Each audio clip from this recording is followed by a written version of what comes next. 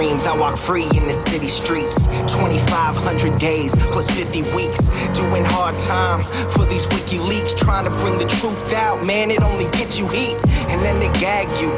You don't get to speak, and when you get the leak, they try to hit delete. The masses of the masses, they want the shit discreet. That's why my middle finger's up to these sick elites. Free speech, it's the freedom of press. Take your deepest, darkest secrets, never leave them unsaid. If I'm a thief, then I'm a thief for the people you dread. The people up the red, bottom blue, you keep them in bed. Seeing the sheep, keep them asleep, deceiving the weak. Keep seeking the leaks till you cease, and I see your defeat until I'm deceased underneath a freezing red sheet. Become a dead man, then I hit the switch and release.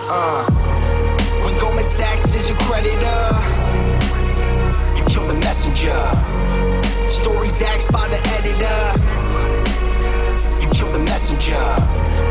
Pay to play on the regular, you kill the messenger. Need to silence any questioners, you kill the messenger.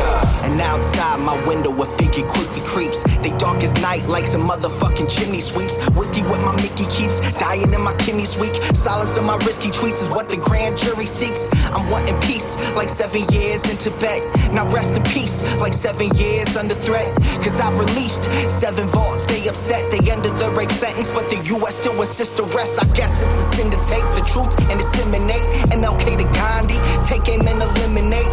And I don't say I'm great, just wanna say what's fake. But if they kill me, a million others will take my place. The CIA's post like a knife the sharpest. All hypocrisy, lies, and heartless. They want to stop me, my life, make my heart quit. Cause democracy dies in the darkness.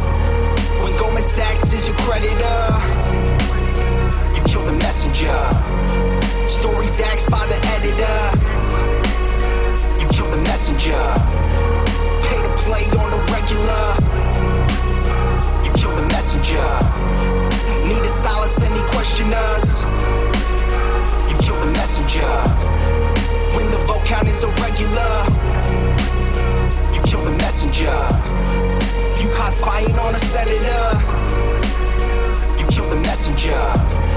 Removing voters from the register, you kill the messenger. Need to silence any questioners, you kill the messenger.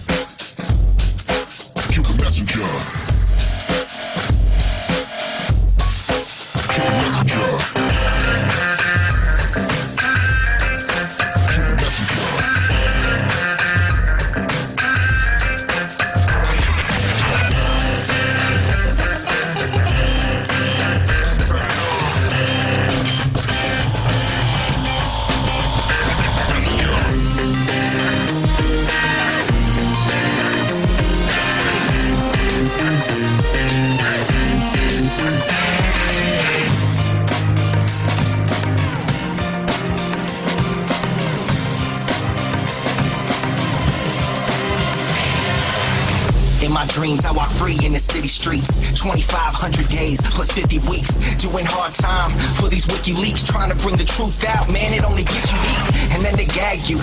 You don't get to speak, and when you get the leak, they try to hit the leak. The masters of the masses, they want the shit to street. That's why my middle finger's up to these sick elites. Playing on the regular, you kill the messenger. Free speech is the freedom of press. Take your deepest, darkest secrets, never leave them unsaid. If I'm a thief, then I'm a thief for the people you dread. The people want the red, bottom blue, you keep them in bed. Seeking the sheep, keep them asleep, deceiving the weak. Keep seeking the leaks till you cease, and I see your defeat until I'm deceased underneath a freezing red sheet. Become a dead man, then I hit the switch and release. When Goldman Sachs is your creditor, you kill the messenger.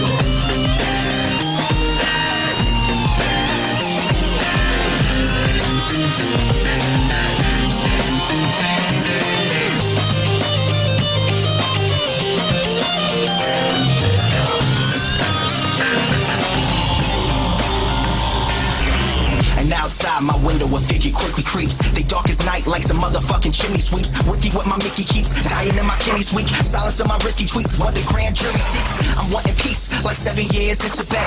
Now rest in peace, like 7 years under threat. Cause I've released 7 bars, they upset, they ended the rape sentence. But the US still insists to rest. I guess it's a sin to take the truth and disseminate. And okay to Gandhi, take him and eliminate. And I don't say I'm great, just wanna say what's fake. But if they kill me, 1,000,000 others will take my place. The CIA's post like a knife the sharpest. All hypocrisy, lies, and heartless. They want to stop me, my life, make my heart quit. Cause democracy dies in the darkness. Cause democracy dies in the darkness. You kill the messenger. You kill the messenger.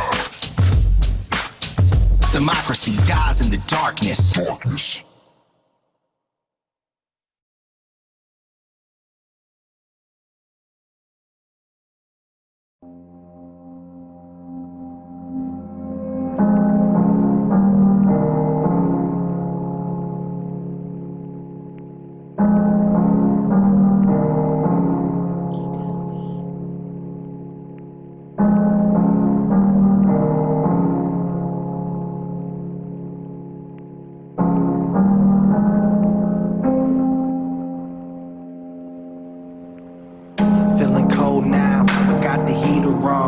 Feeling sold out, even though I'm keeping strong. But can I hold out when every bit of freedom's gone? They want me rolled out, never to sing freedom song. I wanna see the sky, I wanna feel the rain, but gotta keep away from windows, that's some window pane. It's just a shame, couldn't have planned out all our dreams. Now I scream, cause there's a man in the machine. But the train is off the tracks, and damn it's losing steam. I wanna call Christine, I haven't seen since 013. I'm missing life like 3 strikes each night. Seems like 3 nights ain't right. Can't fight, space light, hate life. Wanting to be snake-like, shedding off this gray life. In the dark can't make light, but where I'm headed now is brake lights.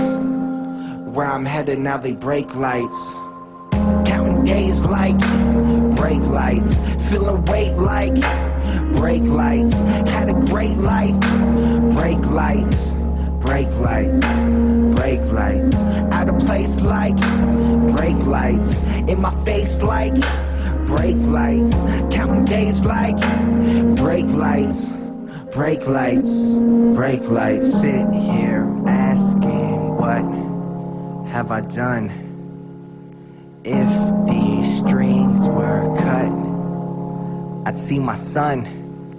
And if I could just fly from this place, then I'd hold you in my love embrace. And if I could just speak to you now, I'd renew my vow and be in the now. Is this me in denial? Wanna remove stress from your brow and pay you back some way, somehow. But it's painted black, can see the way back now. But how's the house and how's your mom? I doubt the way the media portrays me makes you hate me. But to think you see that daily makes me crazy, that just ain't me. This is without a doubt going to be this generation's Free Mandela movement.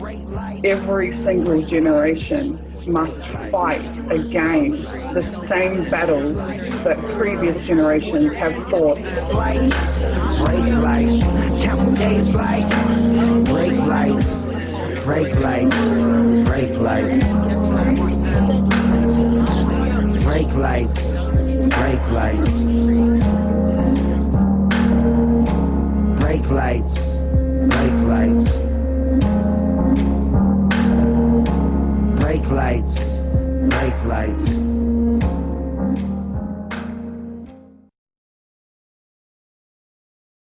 Julian Assange's life is in danger.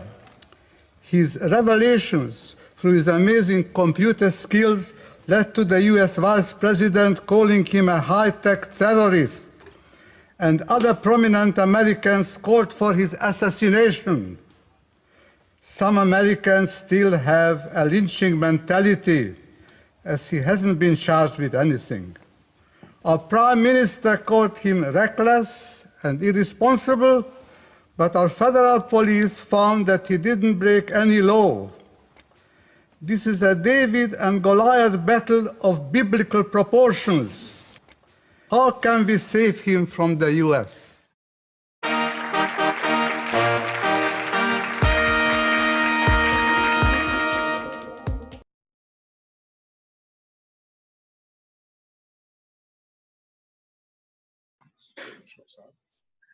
I think we're on.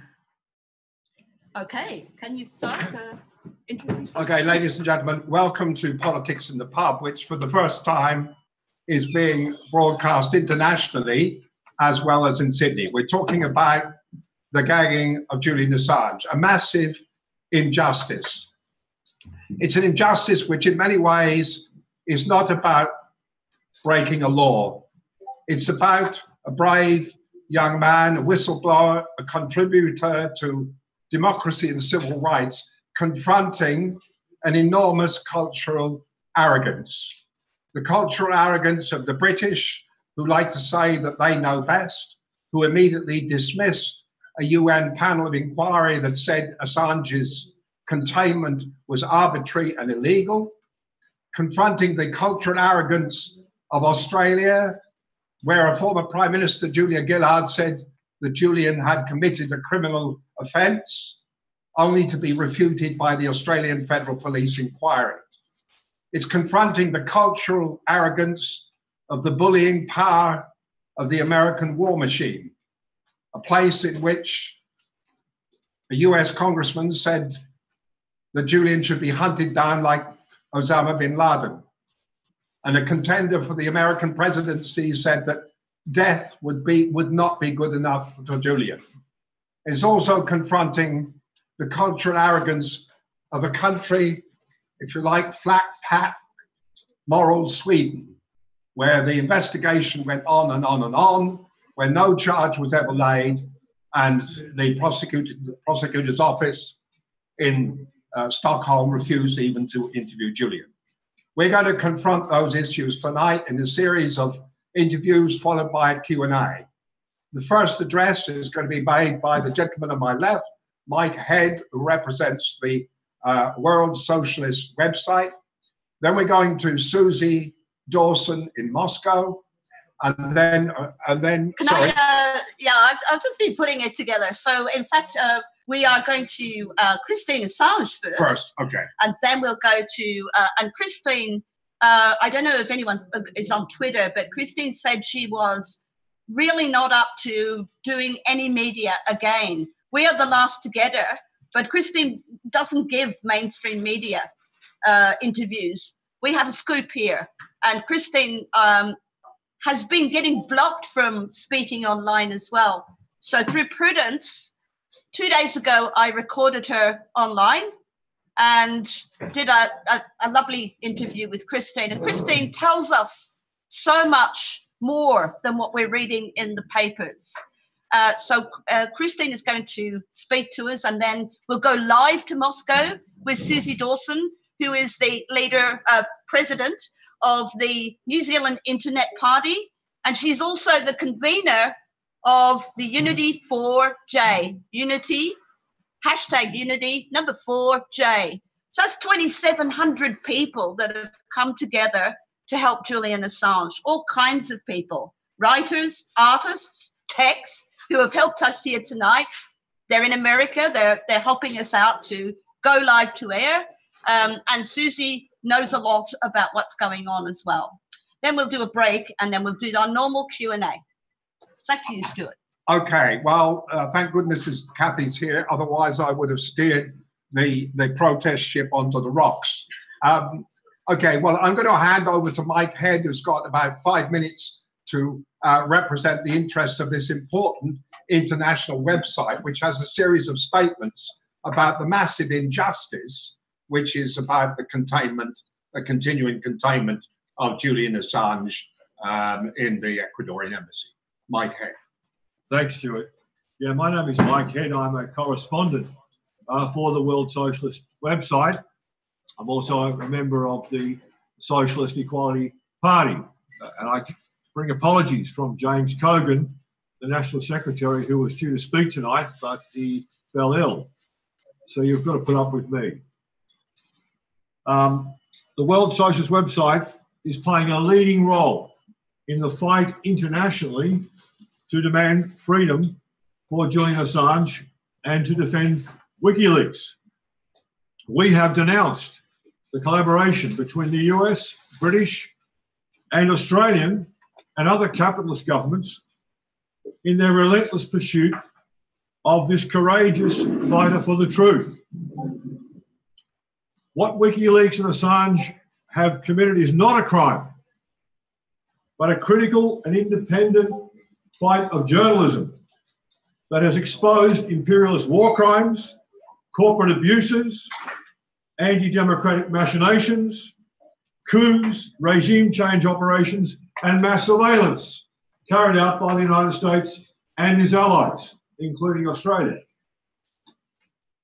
This vendetta against Assange and WikiLeaks is an acute expression of a broader assault on the democratic rights of the working class, bound up with the ever worsening social inequality and plans for war to maintain US hegemony against any threats, including China. Now, today we heard of a request for Julian Assange to be interviewed behind closed doors by the US Senate Intelligence Committee. That is at the centre of hysterical allegations of Russian interference in America. On our site today, we urge strongly Julian Assange not to take part in this in-camera proceeding, which would only be exploited by the deep state to feed the anti-Russia propaganda. It would be one thing to testify publicly where he could defend himself and democratic rights, but that's not the agenda behind the US Senate Intelligence Committee. Now, how has it come to this? How has it come to this that Julian Assange, his fate, his life, in fact, is being horse-traded by the powers, the ruling classes in Washington, London, and Canberra? Julian Assange's persecution has been directly facilitated by the so-called liberals, the trade unions, and the pseudo-left. Those who once claimed to defend him have completely abandoned him. They have aligned themselves behind their own ruling classes in the turn towards war. In Australia, the Labor Party and the Greens have lined up with Malcolm Turnbull's government to abandon Julian Assange and prepare for him to be thrown to the wolves. This began with Gillard, as Stuart said, in 2010, when she declared him a criminal and pledged to do everything her government could to assist the Obama administration to lock him away forever. Now, on June the 17th, the World Socialist website and the Socialist Equality Party conducted a globally broadcast rally in Sydney Town Hall Square, supported by John Pilger.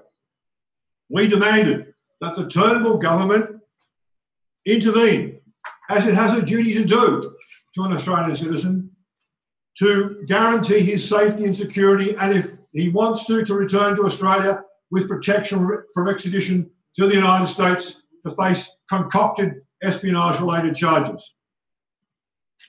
Now, far from responding to that demand, the government, joined by Labor, rammed through Parliament in just 3 days far-reaching, anti-democratic, so-called foreign interference laws, the most serious attack on democratic rights since World War II.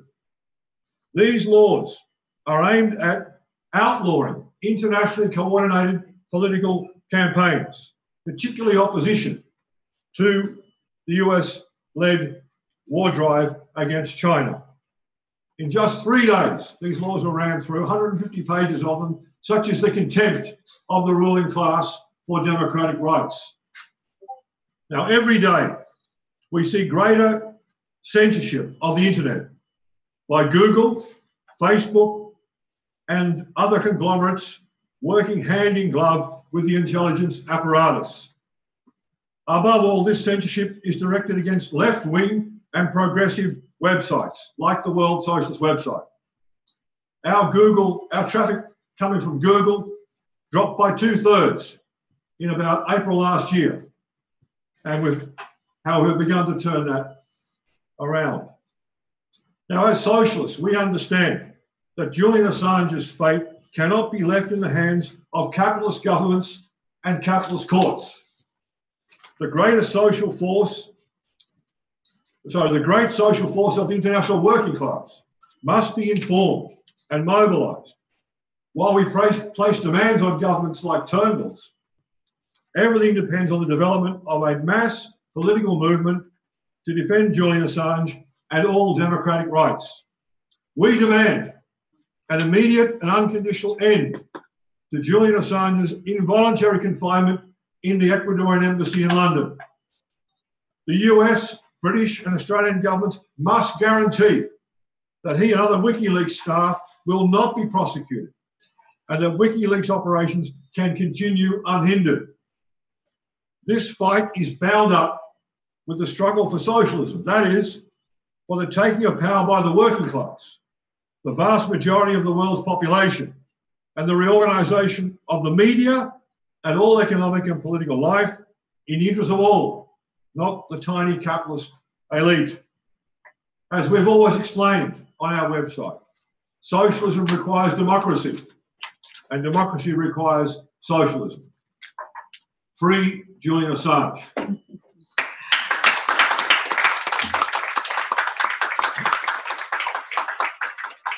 Okay, Mike, thank you for that persuasive and extremely coherent piece of advocacy. It's now our pleasure to move to the interview between Cathy Vogan and Christine Assange. That's an important feature of tonight's broadcast, of tonight's significant advocacy for just a smidgen of justice for this brave young whistleblower stuck in the Ecuadorian embassy. Okay, over to you, team. Can you send Christine's interview?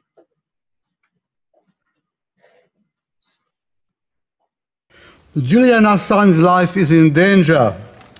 His revelations through his amazing computer skills led to the US Vice President calling him a high-tech terrorist, and other prominent Americans called for his assassination.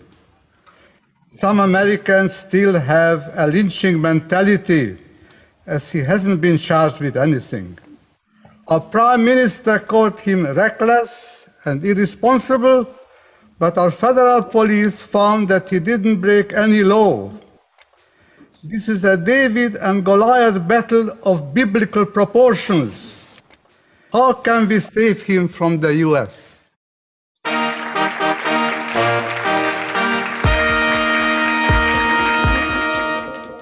Christine Assange, really happy to hear your voice again. How's it going? Good evening, Cathy. Good evening, Stuart, Suzie, and audience. It's been a long time since you and I caught up, Cathy. Remember, we met on a bus going to Parliament House. Yep, it's a stand outside the front and protest what Obama was doing to my son. That's right, Canberra. Yes, and we're still fighting. So I don't know if you're a little bit tired. I'm a little bit tired, but I'm still fighting.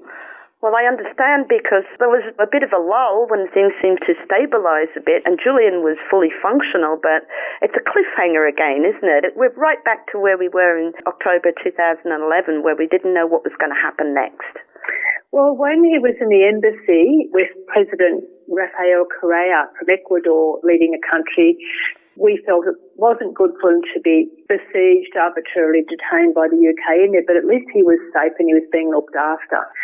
Since the change of government and the pressure from the US on the current president, President Moreno, things have all gone back to being very worried for him again. Yes, I heard that the embassy staff had changed as well and it wasn't the same friendly people as before. So he really is very close to solitary confinement, isn't he?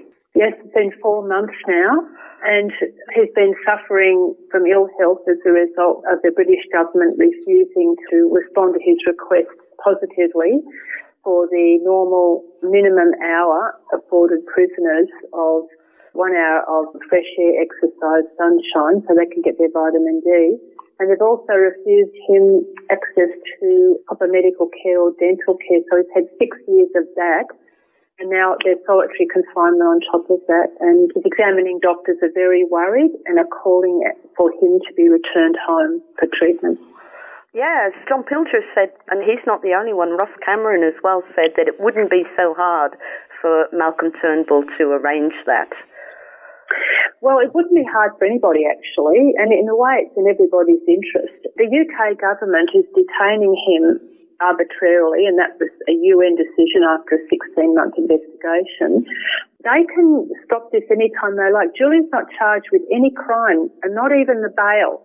That's just a warrant, and it shouldn't have been issued, and it should have been rescinded because it's attached to an old Interpol arrest warrant, which has now been dropped because there's no evidence. So there's an old warrant sitting there being used, and the UK government is more than capable of stopping its extraditions at any time.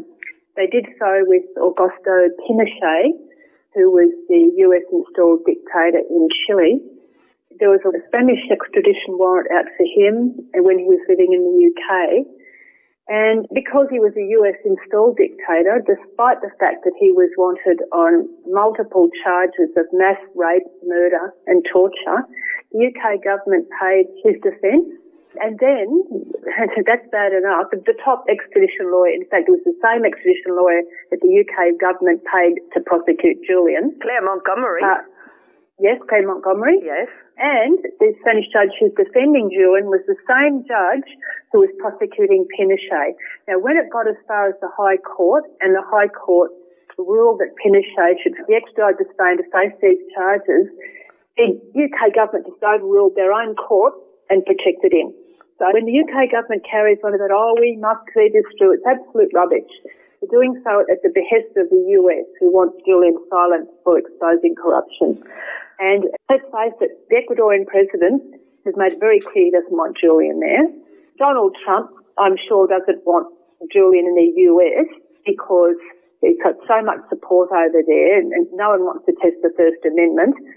UK doesn't want him there. They're spending millions of dollars withholding him without charge, and that's causing them a problem. Better off if everybody just agrees that he comes home and gets his medical treatment. If they want to make a fuss about anything, they can do it from America to Australia. That's right. And the Inter-American Court gave the advice that every country involved should work together Exactly. to preserve the sanctity of international sanctity of asylum. Well, I think that particularly the Inter-American Court ruling was about non-refoulement, which means that you cannot send a person who has sought asylum back to a country or to a country from which they were seeking asylum. And this would be what would be happening if they evicted Julian from the embassy, put him into UK hands, and he ended up in the US. Well, that's presupposing that they can't find that loophole where the British prison is the in-between. I mean, they obviously won't release the indictment until he's in custody. Wasn't that the whole point of putting him in custody in Sweden? To create... Yeah, that's exactly right, Cathy. A US grand jury indictment cannot be served until the suspect is first in custody, and that's why, well, the Snowden documents, which came out later, showed that the US in August 2010 had asked their war allies, which included Sweden and the UK, secretly to charge Julian with something after his war documents were published with Wikileaks. And within, I think it was 10 days to a week, Sweden had launched this allegation of sexual abuse. And to cut a long story short, because it happened twice, what they wanted to do was get him into custody, because then they could serve the grand jury subpoena, and via a backdoor in the US-Swedish extradition treaty, which is called temporary surrender, they could quickly render him to the US. Yeah. Now, in the UK, it's just as bad, because the UK-US extradition treaty, you do not have to have a prima facie case. So if you're looking at there's absolutely no proper legal process for most sons. The US grand jury is in secret. It has 4 prosecutors. It has no defence material allowed, and it has no judge. Then that comes into the UK, and if the Ecuadorian embassy evicts Julian and the UK grab him on that now defunct warrant, should be defunct. It's not a charge. They can then drop that once they've got him in there because they know they won't get it through court. Yes. And then they'll serve the grand jury indictment for which there's been no proper legal process. Then they can extradite Julian to the US, again without legal process because you don't have to present a prima facie case. All right? Yeah. And then when he gets over there, under the National Defence Authorisation Act, he can be detained indefinitely without trial. Well, yeah, that could be him for the rest of his life, actually. It's indefinite. Yeah. And face a death penalty or 45 years in jail if we see him at all for trial. Oh, that's so terrible. It's like a vice. It's horrific. It's horrific. It's a vice. I mean, it's very hard to find the move that is going to be successful. I do recall John Pilcher saying that he needed an X-ray. How bad does it have to get in terms of... Well, it's basically the UN expert panel on arbitrary detention did a 16-month investigation to which Julian's lawyers, Sweden and the UK put in written submissions. After looking at all the information and taking witness statements, they determined that Julian had been arbitrarily detained since 2010. That is, illegally detained. He had not been charged. He had not undergone proper process for the entire time and multiple violations of his human rights. God, how they hate the truth. What we're looking at now is a multi-award winning journalist, editor, author, TV presenter and film producer, because Julian is all of those, who has been given Australia's highest journalism award, the Walkley Award, who has been detained without charge for nearly 8 years and tortured for 6 of them. And the Australian government has done nothing.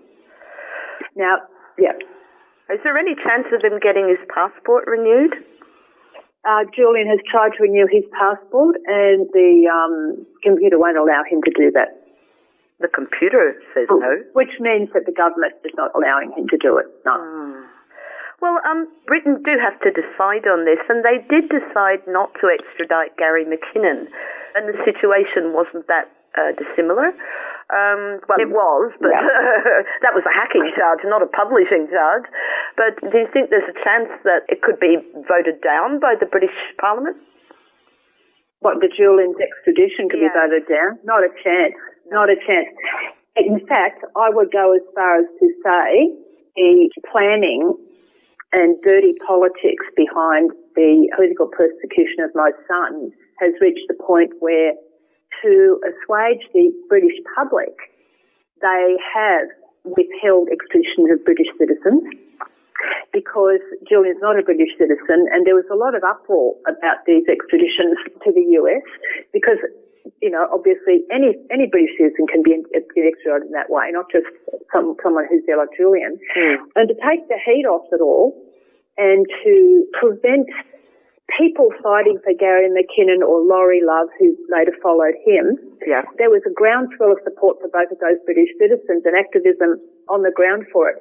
Now, if they had extradited them, the group of people that had been amassed to support both those British men would have flowed over to support Julian. So by not extraditing them, and in fact, cynically running Laurie Love's case the day before Julian was contesting that warrant meant that it didn't even hit the media cycle properly. Right. Because everyone was so overjoyed about it. My heart sank. The moment that I saw that Laurie Love's case was listed the day before Julian's, my heart sank. I knew the fix was in. I'm glad for Laurie, but I knew that the next day it was going to be fixed. And the judge that was put on that case when Julian was contesting the warrant was Lady Arbuthnot, who is the wife of a defence minister, Lord Arbuthnot, who was a previous defence minister on lots of defence procurement committees.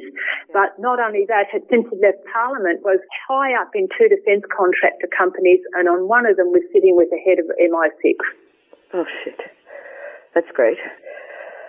Well, I was listening to Greg Barnes today, and he said while the Americans and Jeremy Hunt and even Moreno saying, I don't agree with Mr. Assange's activities breaking into people's private email. I mean, making out that he was a whistleblower. you know.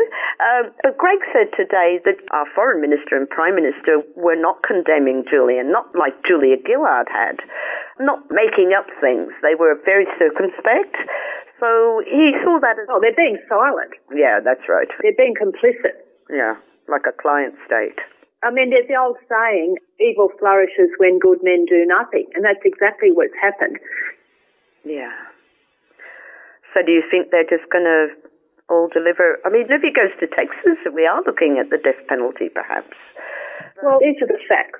In 2010, Donald Trump publicly stated that he thought that Wikileaks journalists should get the death penalty. Yeah. During the elections, when Wikileaks was releasing documents which showed that both Hillary Clinton and the DNC, Democratic National Convention, and the entourage were corrupt, they've been rigging the primaries for the Democrats for Hillary and against Bernie Sanders. Yeah. Showed a lot of corruption came out of those documents. Then Trump says, I love WikiLeaks, right? Within weeks of being sworn in as president, his Attorney General, Jeff Sessions, was saying that charging Julian was a priority. His CIA Director, Mike Pompeo, was calling him a non-state intelligence agency that was hostile. Yes. Trump then promoted Gina Haspel, who was... Yeah, Bloody Gina, as her colleagues call her, or Gina the Torturer, against the advice of 100 former US ambassadors who said the woman was a nightmare and enjoyed torture. He promoted her anyway. He then promoted Pompeo from CIA Director to US Secretary of State. Yeah. So it's not looking good. And yet, with all this Russiagate propaganda, Trump really should be, and there is a lot of bad media in the US, a lot of propaganda going out of the media, because under the National Defense Authorization Act, there is another clause, and that is that the US government can now legally propagandize their public, and that took an act. Wow. So now they're using all this propaganda, Russia, and Julian's associated with Russia and all this stuff, probably to get around the First Amendment so they can use espionage to get him instead. Well, I mean, they've got one big problem, that there is no evidence whatsoever that WikiLeaks were involved with Russia. There seems to be quite a lot of links between the Trump campaign and Russia, but they've all gone a bit silent on finding evidence of any connection between WikiLeaks and Russia. So, well, there is none, and in fact, Julian is supported staunchly by a group of former CIA, FBI, and NSA senior ranking officers who have created a group called Veteran Intelligence Professional Society. They actually advised Bush that there were no weapons of mass destruction and were ignored. They have supported Julian and in fact honoured him with the Sam Adams Award for Integrity and Intelligence, the global annual US award by US intelligence officers for the pristine reporting of the war and the war crimes. They have advised President Trump that they have gone through as technical advisors, and Bill Binney, who was the architect of the NSA, has done the same. And they have concluded and sent a memorandum to the President that based on their research and their knowledge, the DNC servers, or Democratic National Party servers, from which the emails were taken, could not have been accessed from the outside. The download speeds were too fast. That's right. They were consistent with a copy to a USB stick. Exactly. Yeah? So, but that seems to have been ignored. That came out about 10 months ago. And why do we have the press over here parroting the Russiagate scenario of the hacking, the Russian hacking? Well, the ABC are the worst. The ABC, the state broadcast, is the worst. And I've come across a very interesting article some time ago and reread it again this week, Cathy. An article written by a former CIA officer called Philip McGee. And he wrote that the CIA, during his time with the CIA, which was many years, had infiltrated around the world what he called civil society groups who were capable of changing public opinion and holding governments to account. And he said they had infiltrated at regional, local, and international levels student groups, unions, political parties, women's groups, and state media. All right? Now, I don't know whether ABC's been infiltrated, but this is what he's saying. And one would look at the state media at the moment and you have got to wonder, because I have had to pull them up on calling Julian a hacker constantly. They will not refer to him as a journalist. The interview between Sarah Ferguson and Hillary Clinton, I mean, she didn't pull Clinton up on anything. No. I mean, there were things that were absolutely untrue, and how could she not mention the Podesta emails, the content of the emails? I mean, it's always just strictly stick to the script of kill the messenger, isn't it? Well, that's exactly right, Cathy. And in fact, even the CIA or the DNC has never, ever said that any of those emails weren't authentic. Yeah, that's right. I know. Well, look, Christine, I have heard one scenario that Trump might want Julian to go through trial so that it will prove that he had nothing to do with the so-called Russian hacking. What do you think of that story? Well, who knows? President Trump can change his mind within 24 hours. Okay? So let's hope, if that's the case, that it's on a good day. But certainly we at Unity for J, that's this group that Suzie and Elizabeth and Cassandra have got together. I've joined it, but there's 2,700 people nearly who are people just like us who are doing their very best to stop it from getting there. Yes, that's the important thing. It's all very well to say we'll defend you when we get over there, but that's too late. We've got to stop it happening because, as I said before, under the NDAA, he can just disappear without a trial. And they may not want to bring this to trial over there because you've got the First Amendment, all right? They're not going to want to test that. So the thing is to prevent him getting there, and what people can do if they want to help Julian is to contact your local politician, the one that you would normally vote for, and senator, and your unions and your journalist unions, and we need bodies on the street in front of Parliament. We need people writing letters. You know, you can contact, obviously, whatever your political parties are. We need medical associations involved. So if there's anybody that you think might have influence on the government, contact them. And, of course, directly the Prime Minister, the opposition leader and the Foreign Minister. Yeah, I think in Australia, support is paramount, and also outside the embassy. Australia needs to stand up. I mean, we have to decide. It's all very well talking about, we want to be a republic. Well, why do we want to be a republic? Because we want to be a sovereign nation. We want to break away from the British rule, okay? But if you're not going to stand up for your citizens when a great big bully superpower is threatening them, detaining them without charge and torturing them, then you're not a sovereign nation. So we're either a sovereign nation or we're not. And a lot of people came to this country, actually, because they wanted to live in a sovereign nation. They don't want to live in a US state, right? We want to be our own country, our own people. Yeah. And this is a very good case to get behind because Julian is dying. He's being slowly murdered. He's being slowly murdered. And this is the really disgusting thing, Cathy, is they've got nothing to charge him with. So because he's done nothing wrong. So instead of doing the right thing, go, okay, well, we're going to charge you, we're going to go to court, and we're going to have it out, right? They have chosen deliberately not to go to court and to keep him detained in there and to refuse him the normal requirements of like fresh air, exercise, sunshine, medical care, so that he will gradually die. No. And his doctors are now saying if he's not gotten out of there, that's exactly what will happen. He will die. His doctors are already saying he has irreversible damage to his mind and body now. He's in pain. He has been in chronic pain now for 2 years, and they refused safe passage to go to a hospital. They will arrest him straight away and put him in jail where that US subpoena will be served. If we do this to Julian, I mean, we're going to look back in years and go, why the hell did that happen?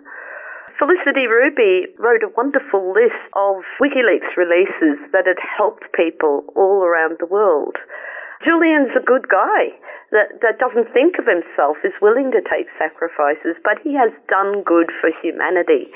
And I think Australians at least need to stand up for him. He's always been a good guy. I mean, a lot of people don't know about Julian's background. At about 19 or 20, he became a single dad and had full custody of his son when Mum was having a few problems coping.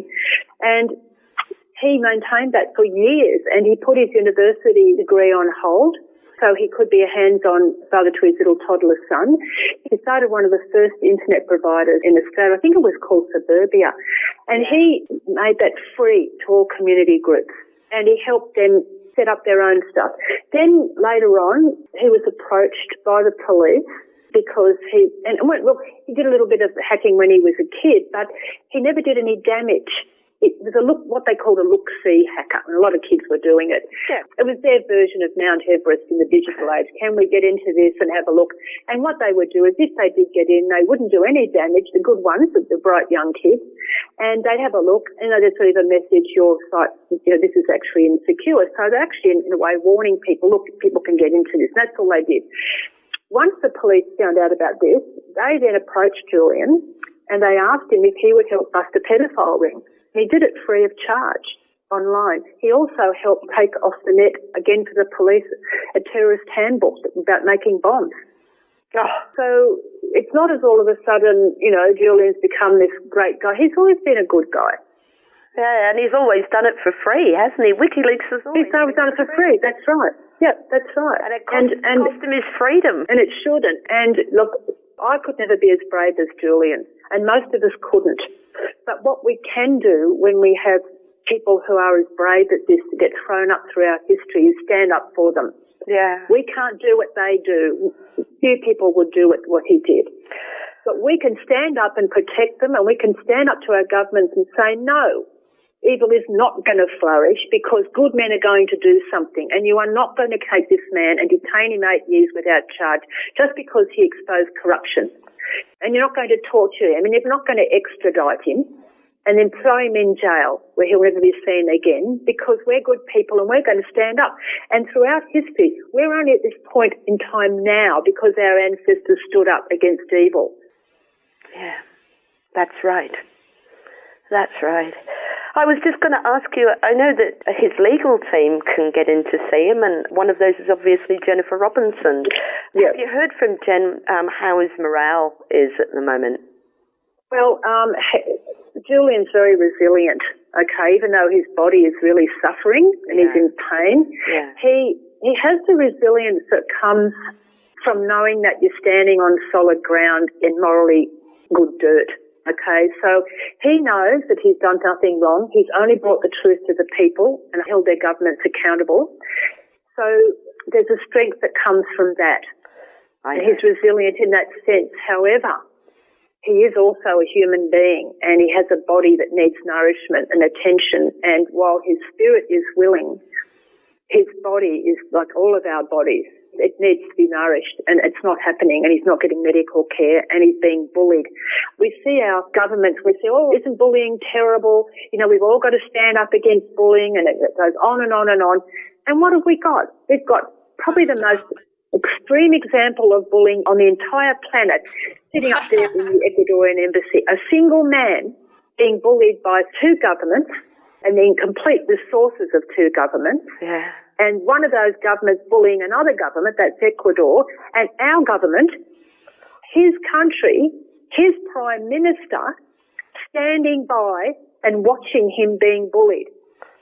Now, don't we tell our children in our playground, if you see someone being bullied, don't let that happen, stand up and say something? Yeah. Yeah. Well, I'm asking the Australian people to stand up and say something and say, no, we're better than this. We're not going to let this happen. And if you don't have guts, Mr. Turnbull, to do it, we're going to make you do it, because the will of the people is going to be so strong you will have no choice. Yeah. Yeah, we'll do that for you, Christine. We will. Thank you, Cathy. I want to say thank you to everybody that's stood up and is standing up, because it does make a difference.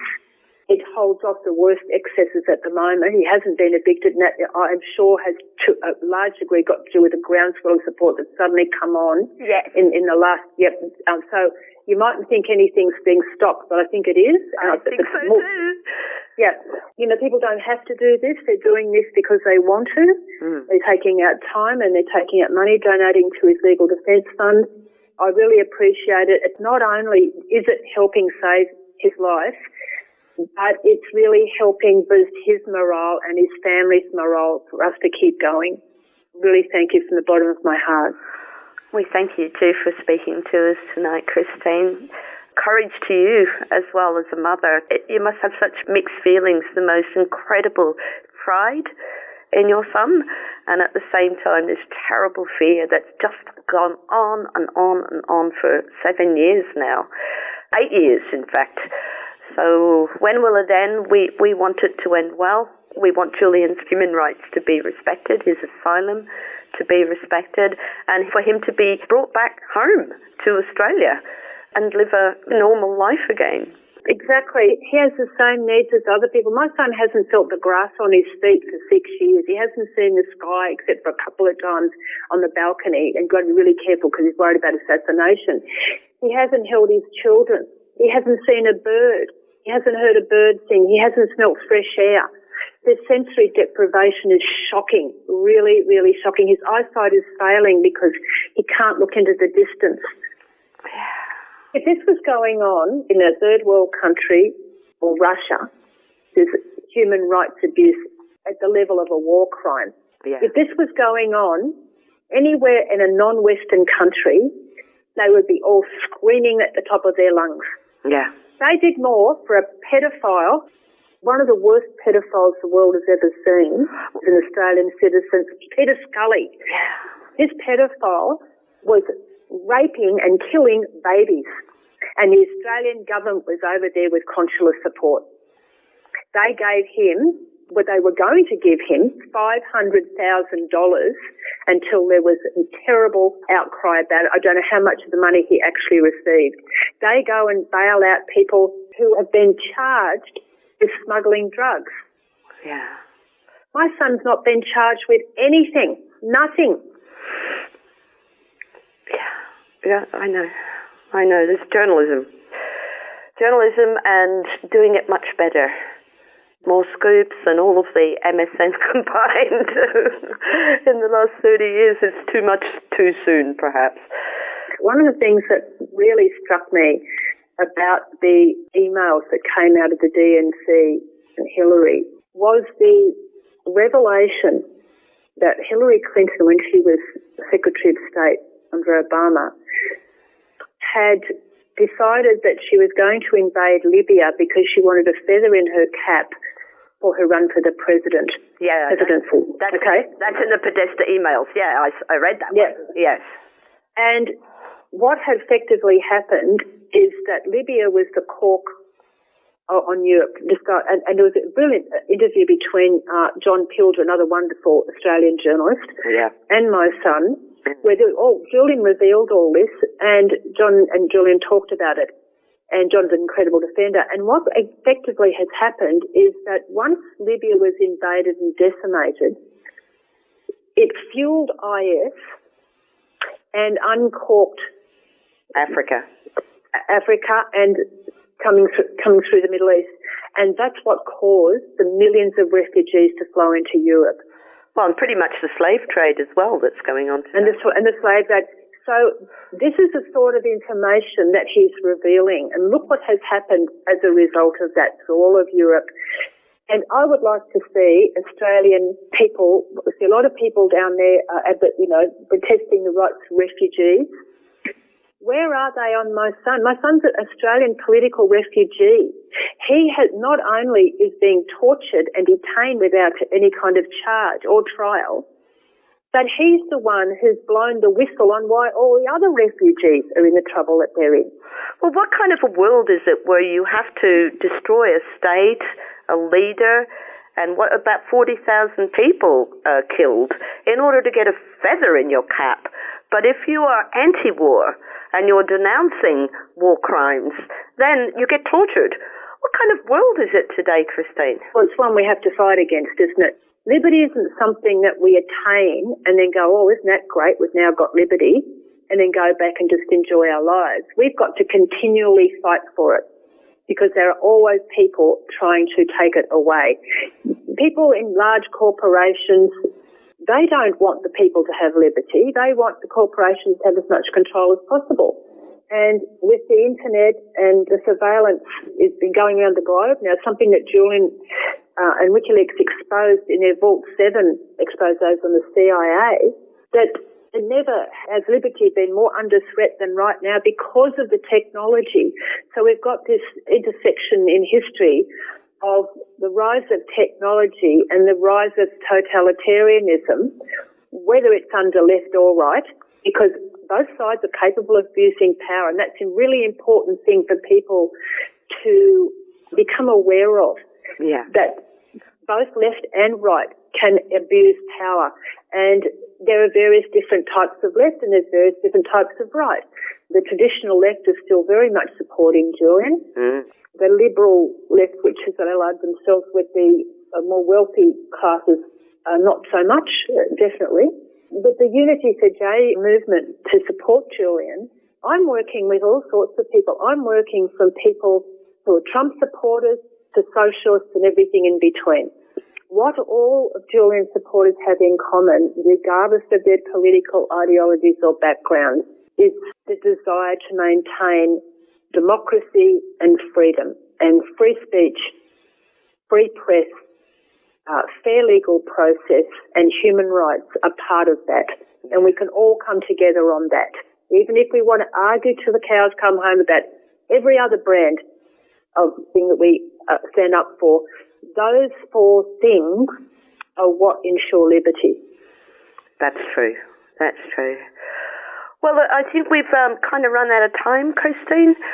Okay, Cathy. Thank you for having me. Thank you so much. Bye, Christine. Bye.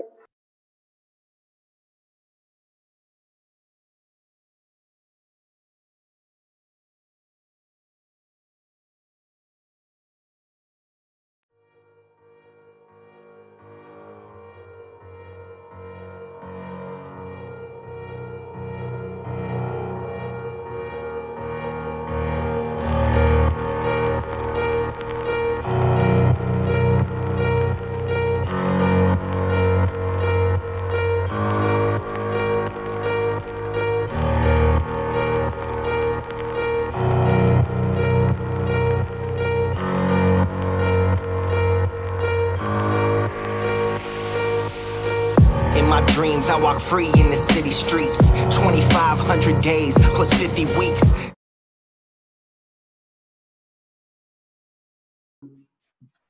Get a drink, have the usual collection, and proceed straight to our own Q&A. We got Suzie. Okay. We got her. Okay. Well, let's hope. Okay. Thank you so much, guys, for getting. Suzie, can you hear me? Just nod. I can hear you just fine. Are you able to hear me? Yay! Can we applaud the technical people who are running this program? Thank you. Suzie, we had a power failure. Somehow that does not surprise me in the slightest. I know. Well, I was talking about how I managed to get Christine Assange. It was the old-fashioned way with a new SIM card, and they all know about it. No point in, I'll tell you later.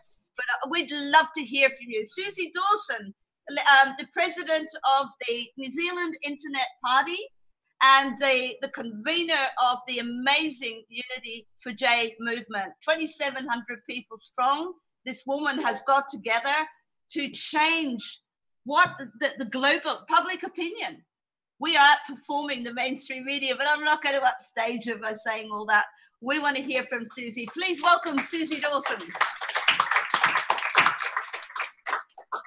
Thank you. Thank you so much for having me, Cathy. I want to congratulate you on getting that interview with Christine Assange, because as you mentioned, she does not do any interviews with mainstream media, because this is how far the global media has fallen, that they cannot be trusted to give fair hearing to the mother of a persecuted political prisoner.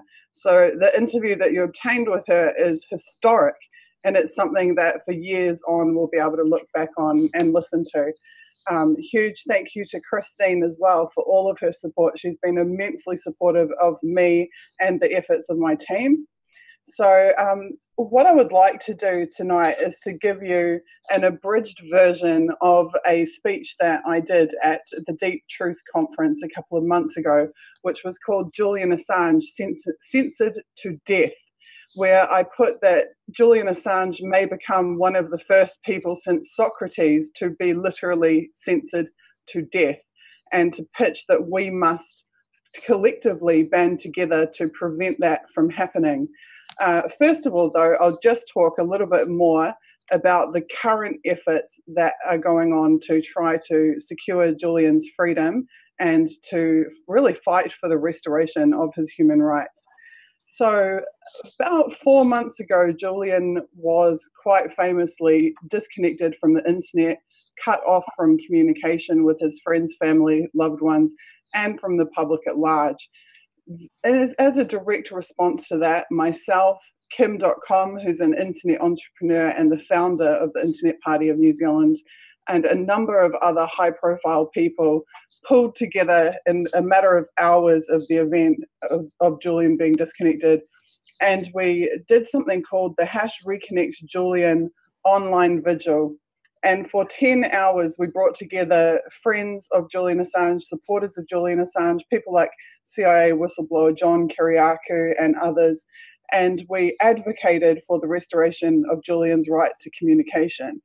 And the event was particularly successful. One of the people, it wasn't successful in reconnecting Julian, but it was successful in showing this public display of high-profile support for Julian, that it still existed.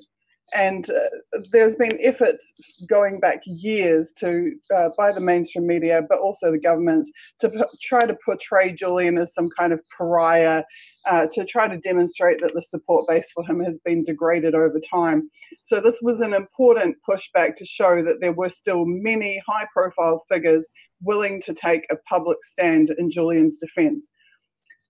So the event was so successful that Ray McGovern, who was one of the VIPS co-founders who you mentioned, that group earlier, said, "Why aren't we doing this every month?"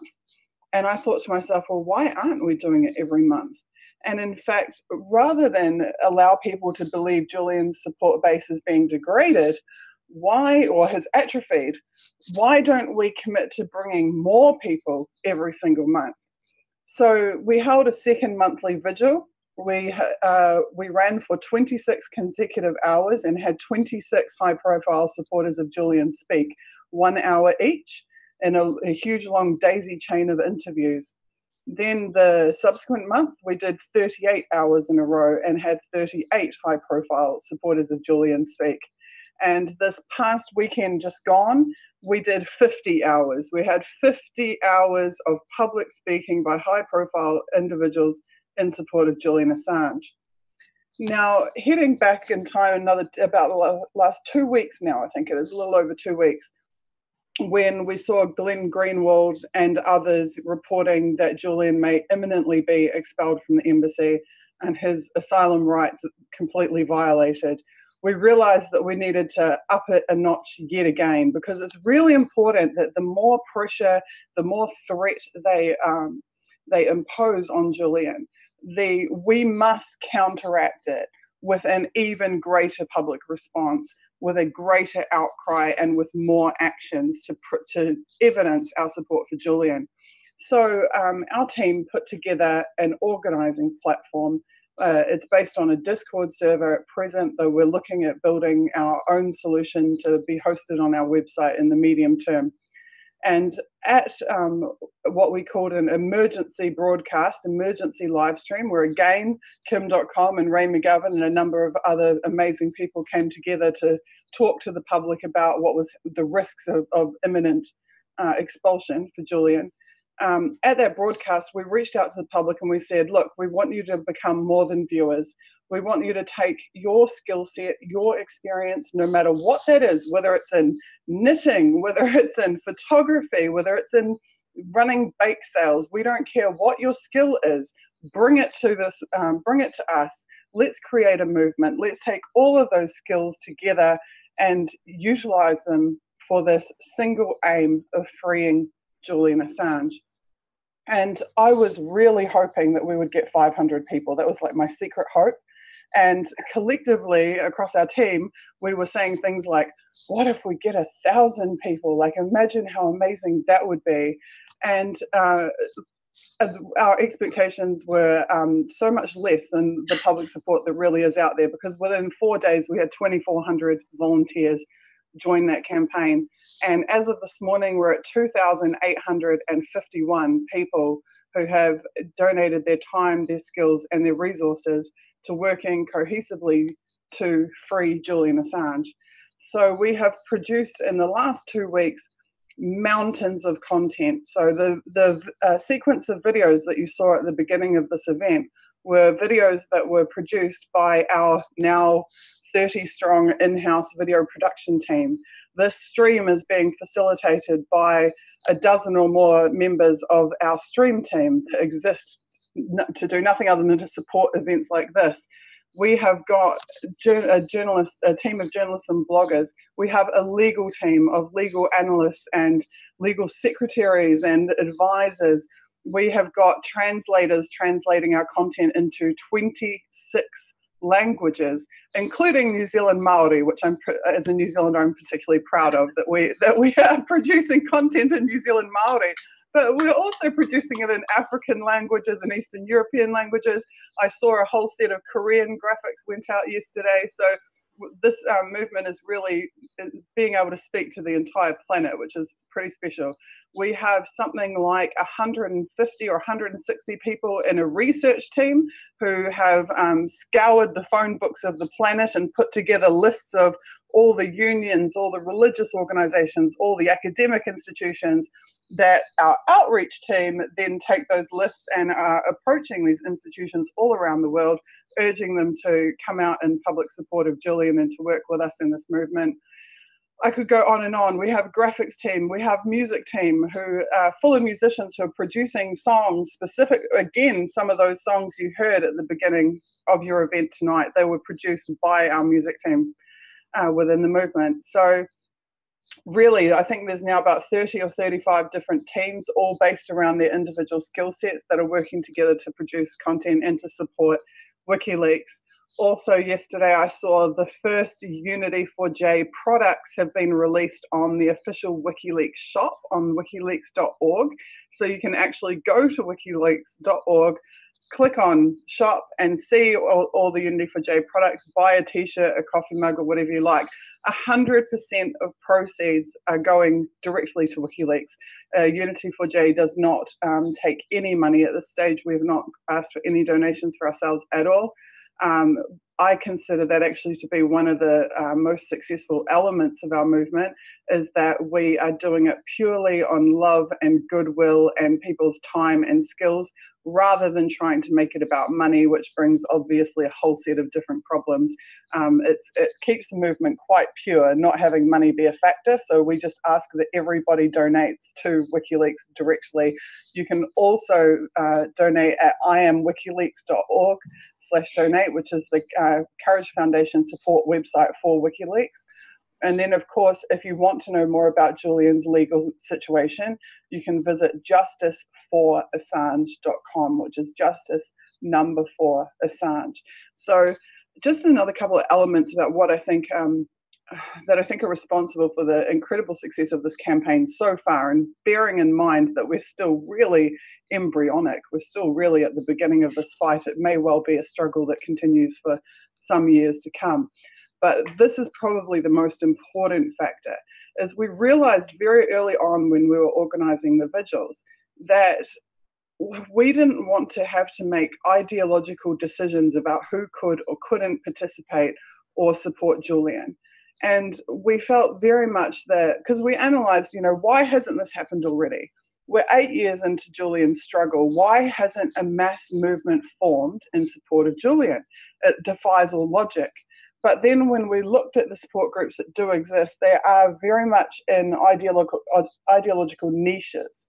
And we realized that if we wanted to reach 90%, that had a single achievable demand, a single focus, and which were open to every member of the public, regardless of their personal political affiliation or ideology.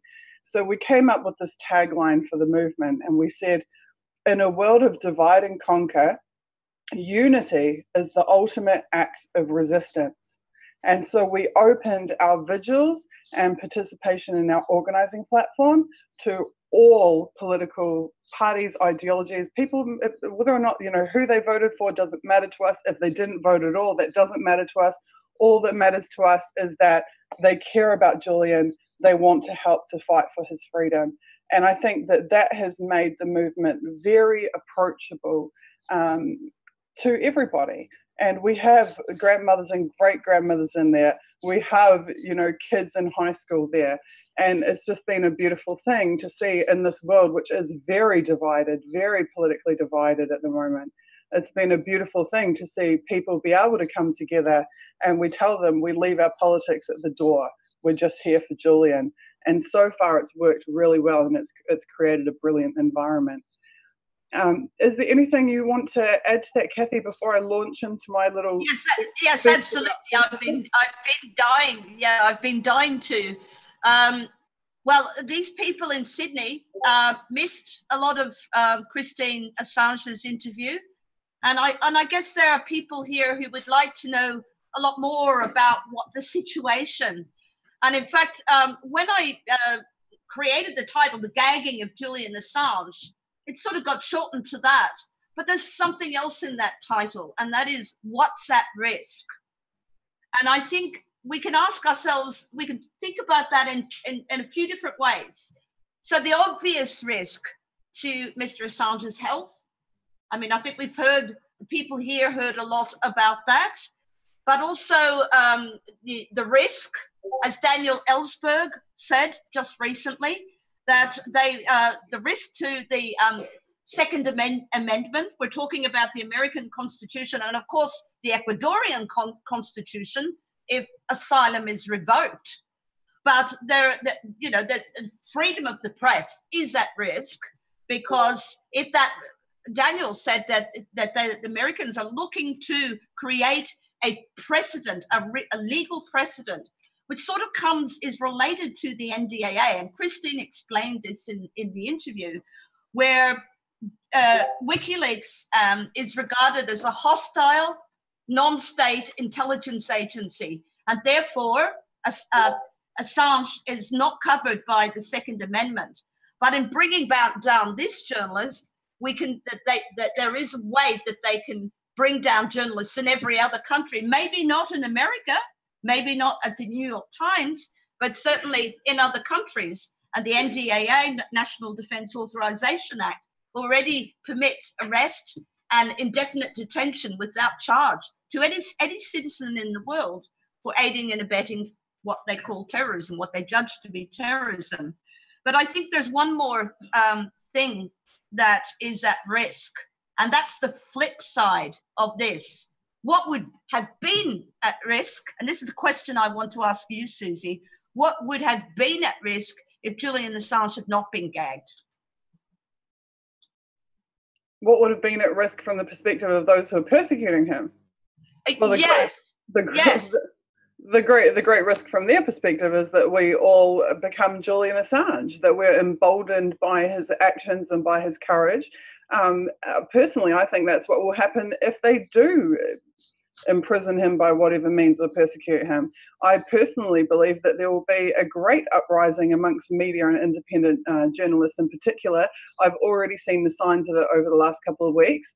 The tolerance level of those journalists for the abuses that Julian is undergoing decreases as the harsher and harsher methods are imposed on him. So we saw people who are willing to criticize him while he was detained being not quite so willing to criticize him while he is silent and can't speak for himself, who would be even less inclined to criticize him were he in some kind of indefinite detention or in the event that he's prosecuted. I think I personally believe, others don't believe this, but I personally believe that there'll be a breaking point at which mainstream media will actually feel the flames on their own skin enough to stand up and to speak for Julian and to draw a line in the sand and say, this is not okay, no, you cannot do this. So in that regard, there may be some positive or beneficial aspects to the worsening of his situation. However, my specialization as a journalist is studying intelligence agencies, their methods, and the nefarious deeds that they get up to, and I do not trust them with even one day's access to Julian Assange. I do not want him anywhere near them with a barge pole. I simply don't entrust them with his safety for 5 minutes, especially after 8 years of him consistently thwarting them. I think that they have got it's like the hornet's nest, and they're just waiting. And so I personally believe that at this time, the best thing is that he stay in the embassy despite the terrible risk to his health and the degradation of his health, just until the UK or the US, or both, can be politically pressured by a mass movement of the people into respecting his right to asylum and allowing him to realise that asylum. That's my personal belief. And I do believe that such a manifestation is possible. We are presently, after last weekend, we announced that we're now moving into holding ground actions. We have, I won't go too much into this side of it, but some very major anti-war organisations in the United States and elsewhere have pledged their total commitment and support to our movement. So we will be organising regular mass actions on the ground around the world, demanding the freedom of Julian Assange. Right.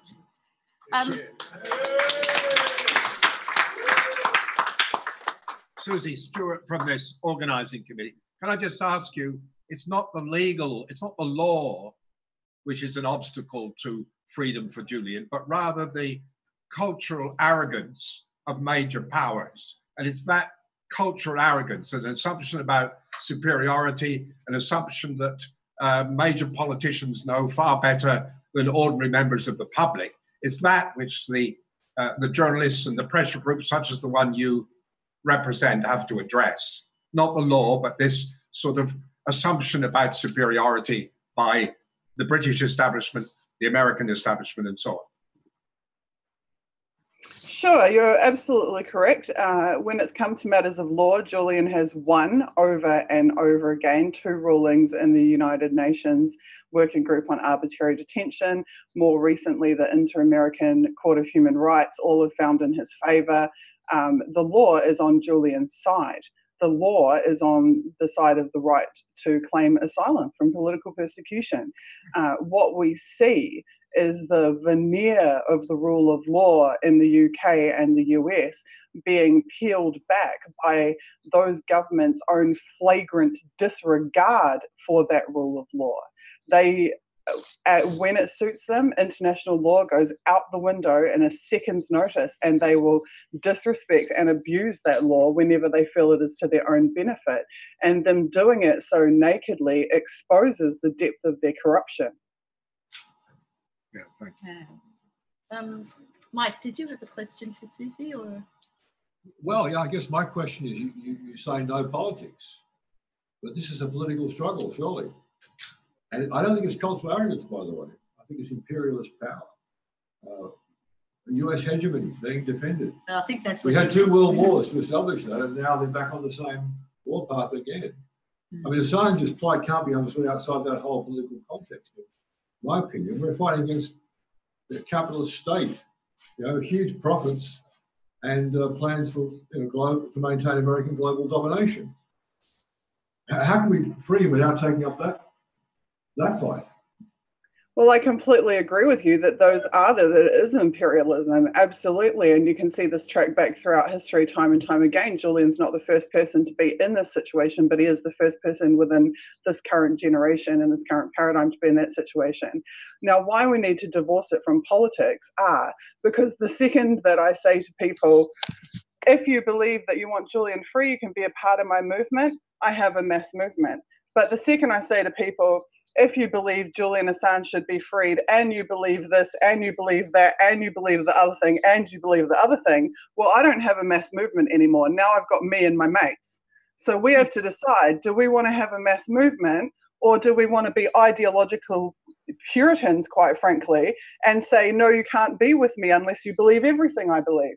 I think they can be with us as long as they believe in this one achievable goal, because it's overdue. It's past time for the people to have a win like this. It is way past time for us to tackle empire directly and to be victorious. And we have a much better chance of that with the 99% than we do with the 25%. So that's my answer there. I have my own personal politics and my own things I believe, and I set them aside in the terms of just this movement. I might not set it aside in my other activities, the rest of my activism and journalism, but in the terms of this movement, our best chance at victory is to get as many people on board as possible, which means we need to have as few ideological borders as possible. It needs to be as open and approachable as possible. And I think we've seen that with the numbers achieved in such a short time, even without any mainstream audience hearing about it to bolster those numbers. So I feel the proof is in the pudding, and here it is. Here's the pudding. Yeah. How can you free Julian Assange unless you clarify why he's being persecuted and who's persecuting for what? I think everybody inherently understands why he's being persecuted. He tells the truth to the people, and the people are thirsty for that truth, which is why I discussed with Chris Hedges last month. We were talking about all of these algorithms that are being imposed on social media and whatnot to try to silence alternate voices. But yet, if you go to CNN's channel, you see maybe 20,000 views on a video. If you go to the comedian Jimmy Dore's channel, you see 250,000 or 300,000 views on a video. So even these methods of censorship that are being applied aren't working. And the reason they aren't working is because people are so thirsty for the truth that they will go to the source. They will go to Jimmy's channel looking for Jimmy's show because they know Jimmy tells the truth. And so we still have an open window of time at the moment. I don't think people need to be told why Julian is being persecuted. I think it's abundantly obvious and clear to them why he is. What I think people need to be told is how to free him.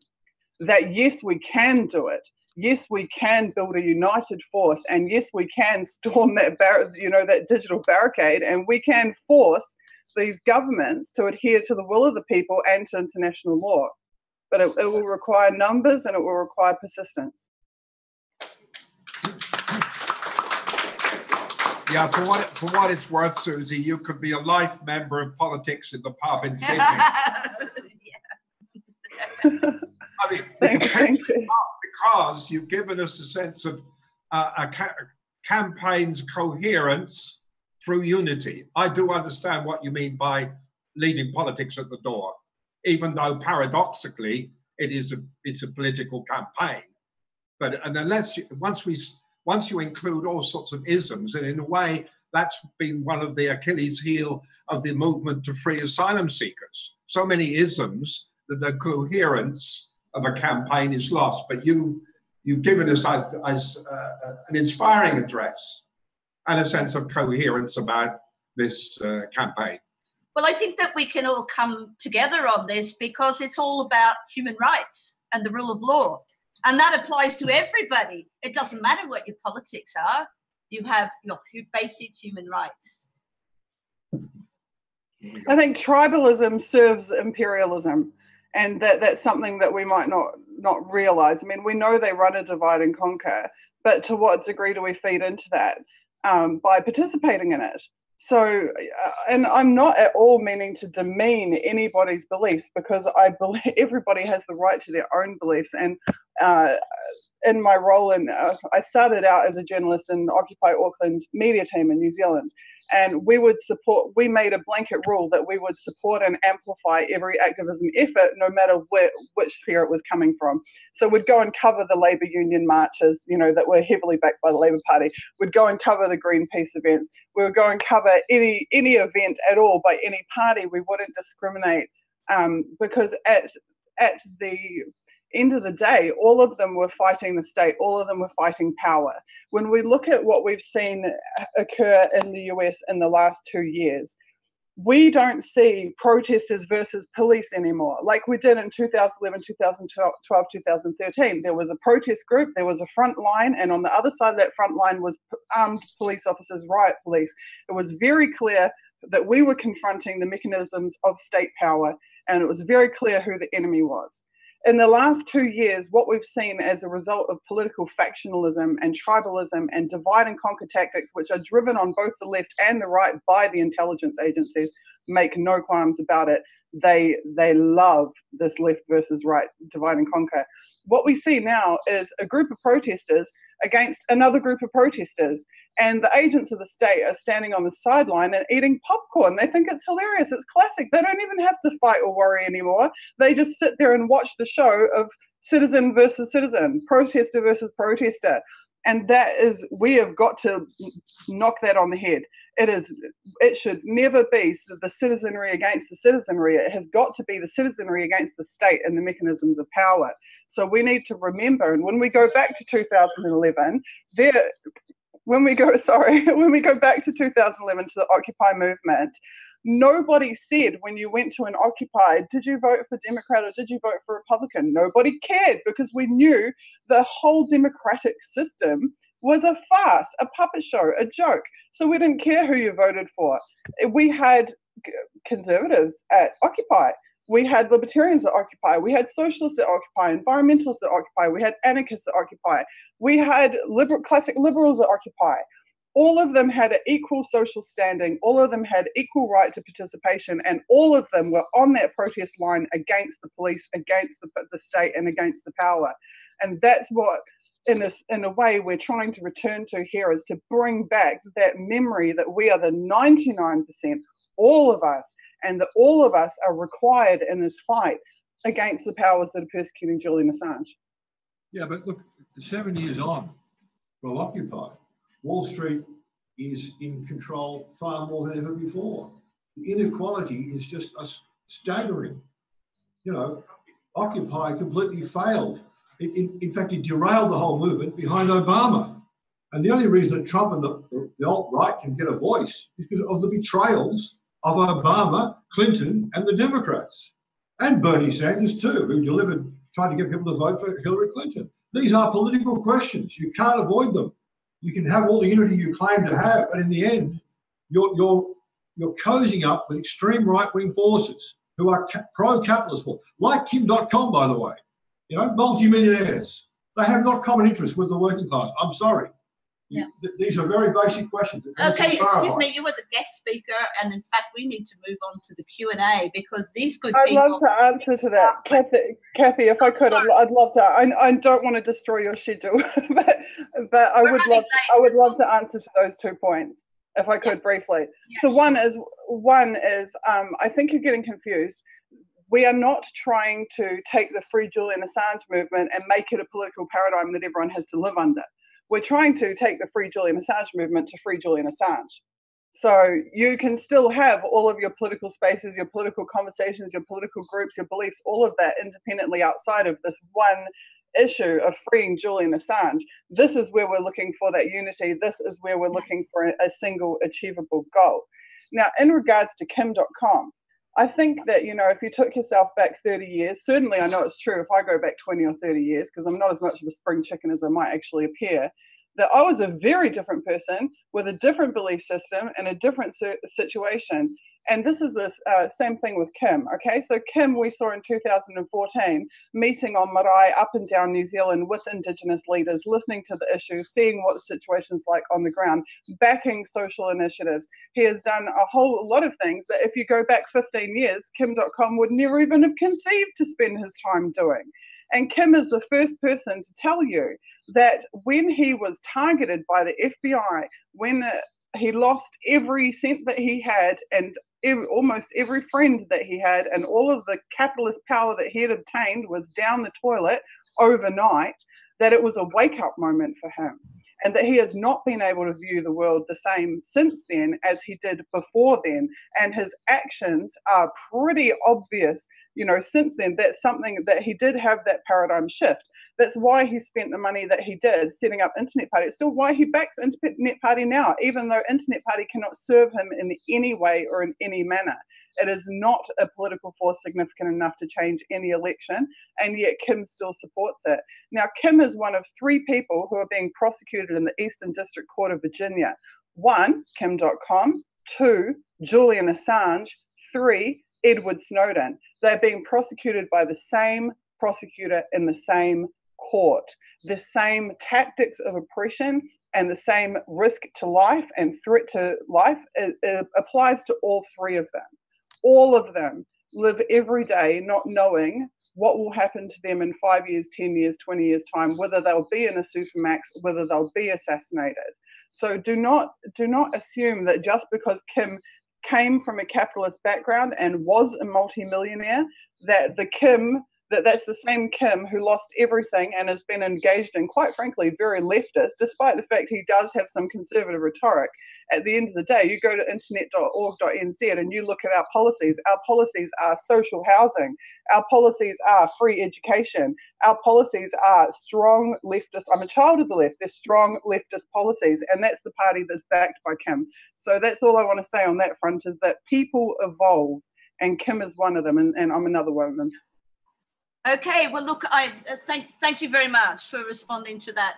Now, I think we've got Suzie online, and we lost that one. I just didn't want to touch anything. I think we should just run straight into the Q&A. So what you guys are going to have to do is, a very civilized manner, one by one, come up here and speak to the camera so that Suzie can hear you. You down there, can you come up? And we will all try to answer your questions as appropriately as we can. Are the questions being addressed to Suzie? The questions are being addressed to the whole panel. So Suzie will answer, but try and keep them short, please, because we've got to be off in a little while, and we've got to wrap up. We've got about half an hour. And we usually have a lot of questions here, and very, very smart questions. We've got a very, very savvy audience. So it's always, from Politics in the Pub, always the best part of the Q&A. So can I have the first question, please? Arthur, are you going to do it? I think Natasha got up first. Isn't that Natasha? Yeah, she put her hand up first. Come up here. Come around here. Yes. Yeah, I'll just stay close to the computer just in case I come around here, darling. So, first question from Politics in the Pub. Thank you. Public. Thanks a lot. My name's Alison. I'm a journalist. Have you noticed all the laws being passed that have criminalised when you receive secret information? Now that's punishable in Australia by, I think it's a 10-year sentence. And that's only recently happened. So now that it's a criminal, they've made it here a criminal offence to receive information, not just to leak it, but to receive it and to publish it. All journalists are at risk of this, but especially Julian Assange. So what is the impact of this on Julian, and whether or not he can be repatriated here? Have you looked? I think I can answer. Let Suzie have a go at it. Do you want to answer first, Suzie? It's about espionage and foreign interference. I understand. I'm across the issues. So I would say, in terms of repatriation issues, I would defer to the legal team. I'm not sure how that would be impacted. However, it is clear that they're trying to create a pretext under which they can criminalise his activities. And we saw this also in the UK prior to it happening in Australia. There was what we've dubbed the Wikileaks law, where the UK Parliament is trying to pass a law to specifically outlaw the activities of Wikileaks. And it's quite obvious from the discussion that was had with Christine Assange why they're doing that, and that's because the Australian Federal Police inquiry showed that he had not in fact broken any law. So they're trying to retroactively create laws that that he could have conceivably broken. It's just yet another example of what a total farce the so-called rule of law is, and certainly the lawmaking processes.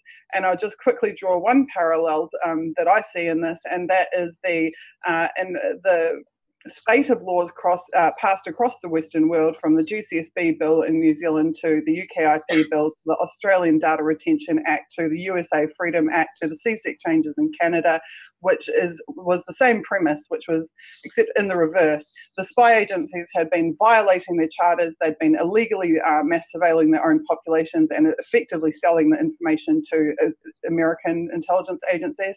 So they passed these laws which spiraled all around the Western world, and even now in Europe, we see in the Netherlands, they've been trying to do the same thing, for example, to retroactively immunise themselves, to grant themselves effective immunity for their illegal acts. What they're doing with Julian Assange and with legislation like this is they're trying to retroactively illegalize legal acts. So it's almost like a 180. It's the reverse. They're basically just abusing the law to suit themselves.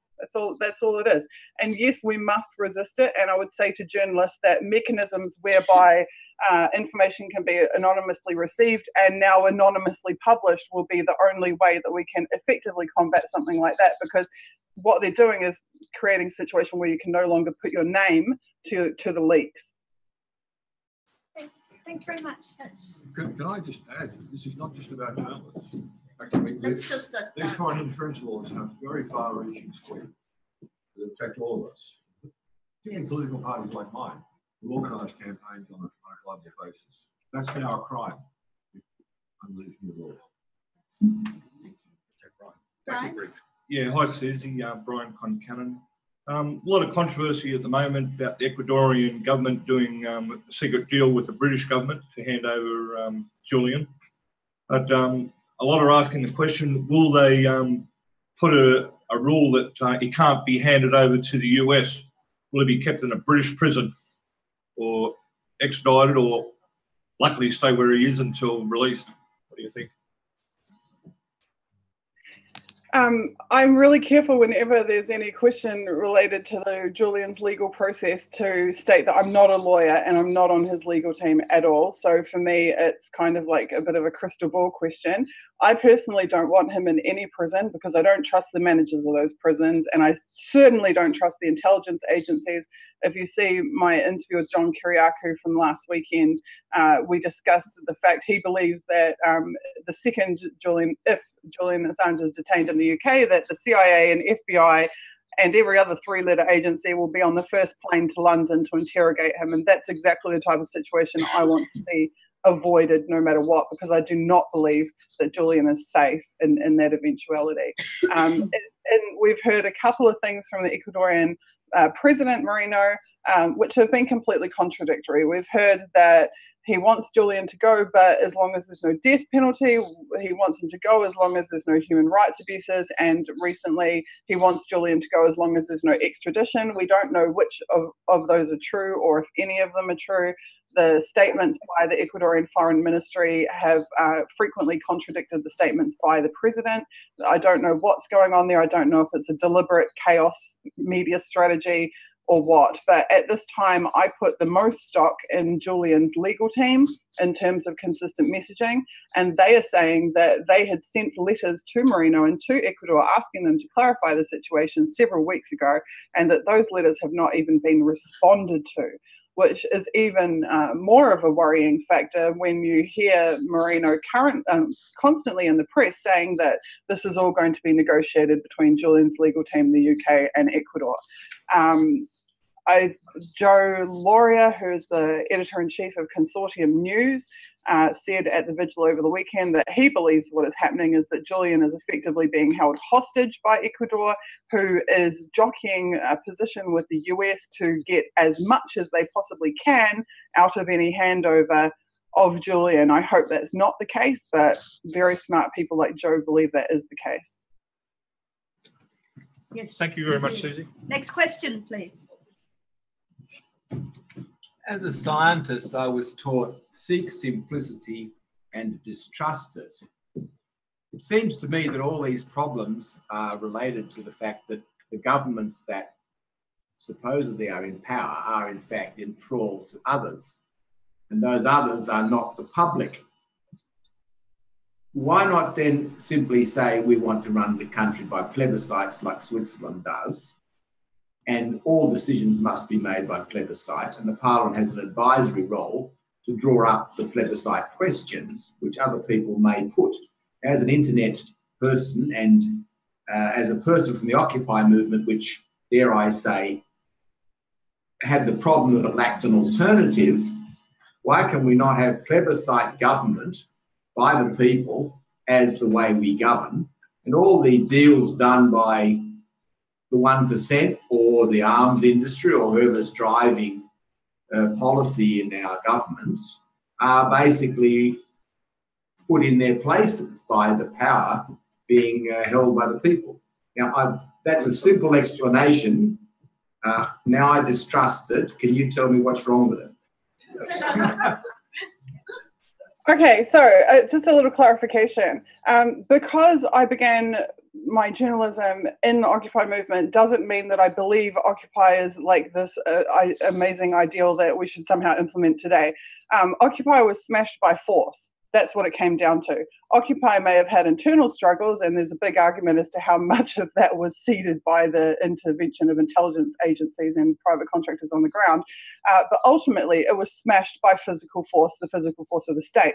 So any successful movement that we build is going to need to be one that cannot happen to, which is where technology plays a role, and which is why Wikileaks has been able to thus far successfully oppose state and the threat of state violence over the course of the last 8 years, whereas if it was not a movement, if it was not an organization that was based on technology or found liberty through technology, it would have been easily obliterated and it wouldn't have taken anywhere near as long as 8 years, which is why I said just before to the journalist that technology is probably our best chance at liberty in an age where laws like that are being created.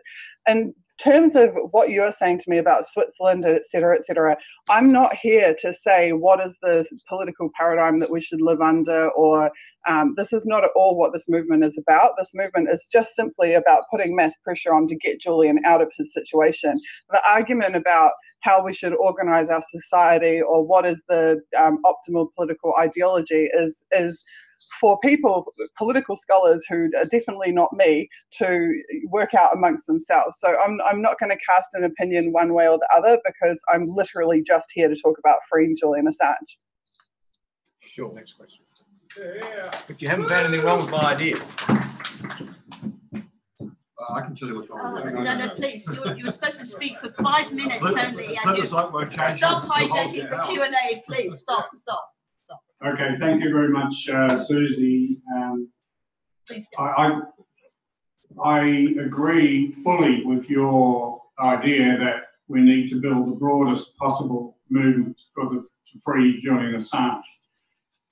Just looking at the tactics of it in regard to the Australian situation, which we have to confront here, is while Julian is an Australian citizen, most of the action is occurring a long way away from here.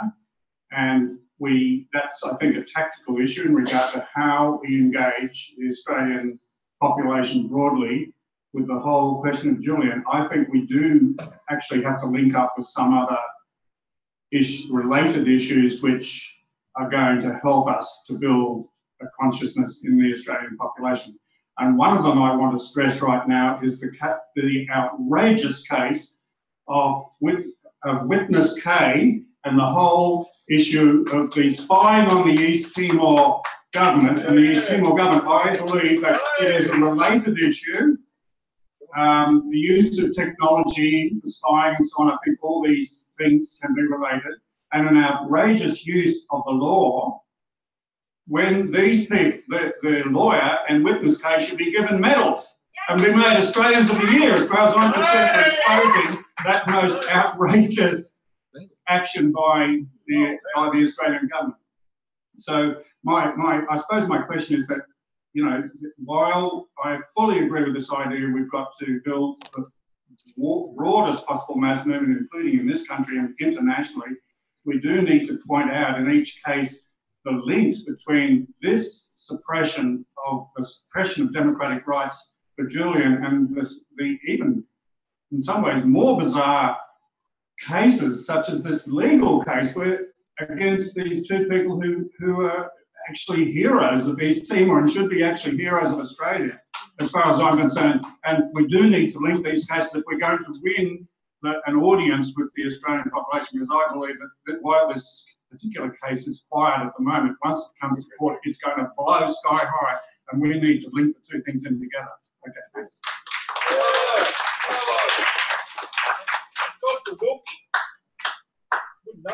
I think those things are inherently linked, because whenever you find a situation where a whistleblower is being persecuted or journalists who give voice to whistleblowers are being persecuted, they're obviously inherently linked to the situation of Julian and to WikiLeaks. So we are not an island. We say leave politics at the door in terms of participation in our movement, but we offer amplification and support to absolutely anybody who's working to free Julian Assange, no matter where they're from. For example, you will find us constantly amplifying and sharing work from the World Socialist website. You will see us constantly amplifying on-the-ground events that have been organised by socialist action campaigns in Australia in particular, but also elsewhere in the world. You will see us amplifying for the Catholic workers in London, but you'll also see us amplifying MAGA people who go and stand outside the White House and say, Trump, you better free Julian Assange, because we're not affixing ourselves to any one of those ideologies, but we are absolutely doing everything we can to provide amplification and support services to any group, any affiliation that is acting to free Julian, because that is the single focus of our movement. Could I just add one more piece? Yes. Very quickly, one piece of information. People may have heard the interview this morning with Chelsea Manning, and she wouldn't speak about Assange. She's coming to Australia shortly. I think we should use that as a point of campaigning for Julian, the freedom of Julian. We should use that opportunity. She's speaking in Sydney and other cities. Yeah. Okay, thank you. Okay.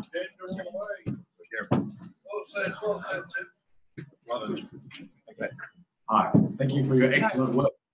Okay, Julian Assange and WikiLeaks seem to be, they definitely are organised around the principle the truth will set you free, exposes the lies upon which the whole system is based. Do you think that the viciousness and the relentless persecution of Julian by the establishment, by an increasingly fearful 1%, is based on the traditional notion that the best slaves are the ones that think that they are free when they're not? Sorry, I'm sorry. Could you just the last sentence? Could you please repeat that? Do you think that the relentless persecution of Julian is based on an increasingly fearful 1% who realise that the truth, the exposure of the lies that legitimise the system, is based on the old notion that the best slaves are those who think they are free, whereas WikiLeaks and Julian are exposing the lies that sustain people in the belief in the system. They delegitimise the system, expose the lies, reveal the truth. The truth. Yeah, absolutely. So you look across, right across imperialist history, what did they do to slaves? They prevent them having access to education. They always attack education. They don't want you learning. They don't want you studying. They don't want you reading. They don't want you speaking. They don't want you sharing. These are all the things that WikiLeaks are.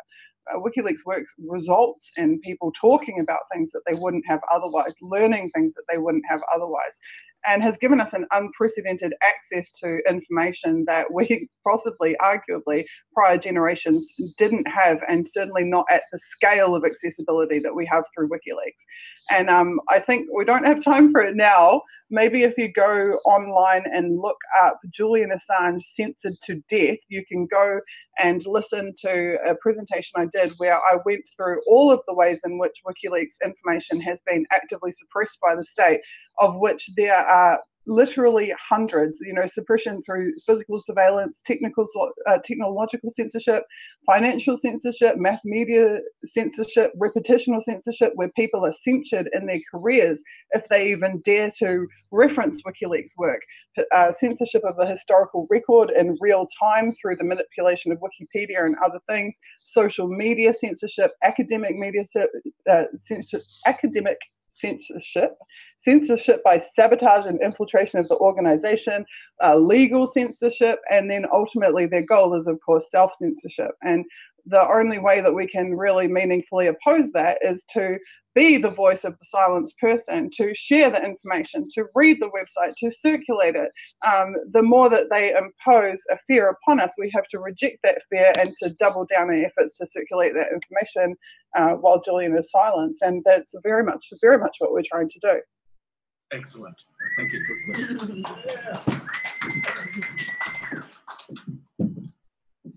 Hi there, Suzie. Nice to hear from you over in New Zealand.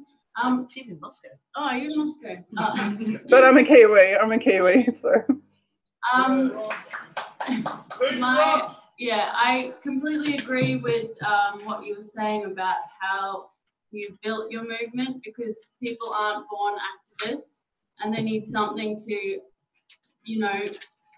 somewhere to start. And the way that you've built your movement is very strategic and clever. People don't just wake up and know how the system works and, join an ideology. They need somewhere to start. So I think that's very clever. And my question to you was, I heard a prominent journalist say that you can't be a journalist and an activist. And I just wanted your thoughts on that. I could not disagree with that any more than I do. If you go and have a look at my Twitter profile at Suzie #3D on Twitter, you will see in my Twitter bio, it says real journalists whistleblow every time they write. I am a very infrequent journalist, but I have the blessing of a very large audience and following. And the reason for that is because over time, my readers have learned that if I write about something, it's because there is a, excuse my language, goddamn good reason to be writing about it. I won't just write some meaningless junk because I need to get a piece out this week. And maybe it's the luxury of, because I'm not doing it professionally, I don't have to worry, that I must put out something now. So what I do is I pick the issues that I think are really important. I spend months researching them, and then I write these ridiculously epic long 10, 20K word pieces about them. And journalism must be a response to not just the public interest, but a public need. And sometimes the public doesn't even know that need is there until you blow that whistle and tell them that it is.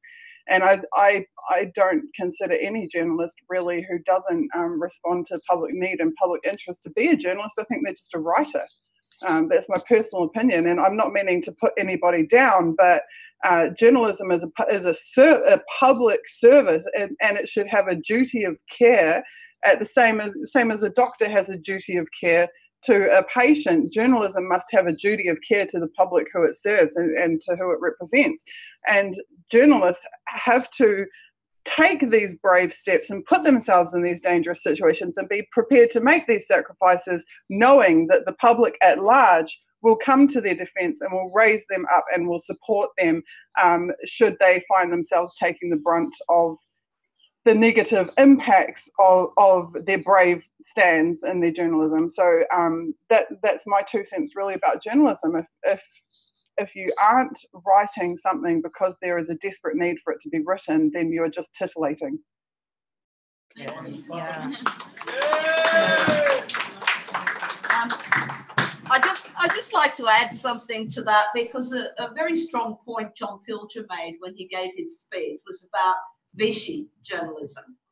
And so I think somehow you need to draw a distinction between the paid journalist, paid by Murdoch, or we have a really high concentration here, even worse than in America. It's all owned by 3 people. So, and I've been inside Fairfax and seen how it works there. So it's a little bit harder for a journalist to, even if they do have scruples, to tell the truth. But, the role of the independent journalist, the investigative journalist, is more important than ever. And I think there's a lot of citizens that are doing great work for us today. I completely agree. If I named the top 10 journalists whose work I think is exemplary, all of them are independent journalists. Absolutely none of them are working for corporates. Yeah, that's right. That's right. Some of us are socialist journalists too. As Karl Marx was, a socialist journalist. Yes, and they're working, they're surviving through crowdfunding as well. So it's, this is a new model. And Wikileaks has had their donations as well, that kind of journalism, where the people who have that thirst for truth are throwing a bit of money into it. And instead of buying the same rag on the corner every day, they're actually shopping around for people who are doing good investigation and telling them as like it is. Don't you think, Suzie? Yeah, Suzie, you might be, sorry. Delay, okay. give her a chance. You might be encouraged to know that we usually have to finish these meetings with a few adverts about other meetings. And the one that's sitting in front of me has so much in common with the campaign that you're running for Julian. It's called Stand with Palestine. Yay! So, and I'm sure everybody who will attend the Sydney Town Hall on this Saturday, starting from 1 p.m, will have so much in common with what you've inspired us to think about, to join, to commit ourselves to this evening. I'm going to wrap this up now. If you ever paid a fee, you would have made a fortune tonight. But thank you for being there. Thank you for what you're doing. And I'm sure the crowd that are here and the people who've heard this broadcast around the world will be not only grateful to you, but hopefully it'll become such a huge catalyst to free Julian Assange. Thank you so much.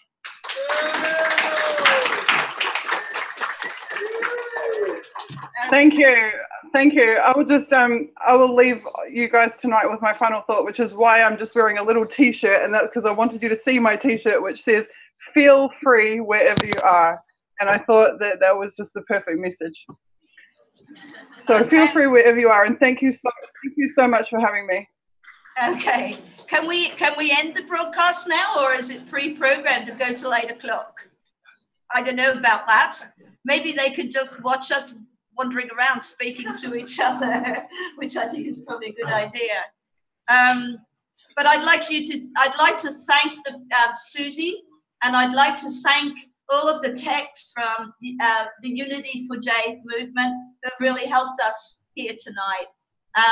We're very sorry we get to give them grief with the power failure, but my God, they got us back up again and got us Suzie. I think we should applaud them.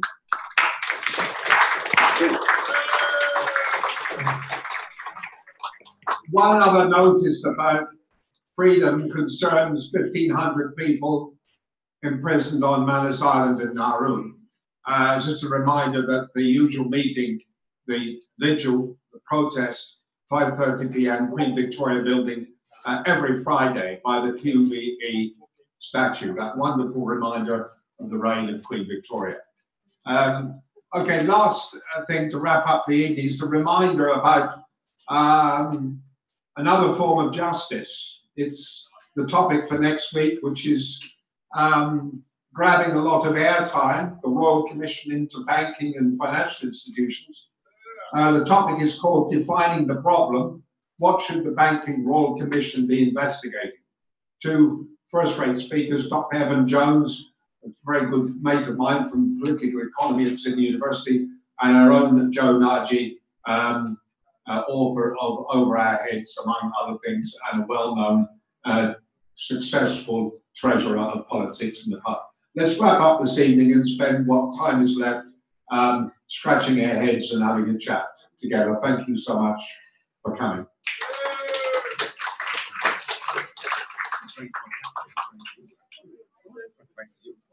Excuse me, sorry, I did ask for those notices. Sorry, I didn't see them. Thank you. Which one is so that? Just reminding them tomorrow. Oh, sorry. That's fine. Tomorrow evening at 5:30, there'll be Fixing South Wales, which is a unifying rally for public transport and anti-West connects. In the spirit of what That's do you want Saturday. me to say? No, why didn't you come and say it? I'm sorry, these two got stuck in front of me. That's fine. That's why I didn't see these two. Hello. Is it on? Is it on? Hello.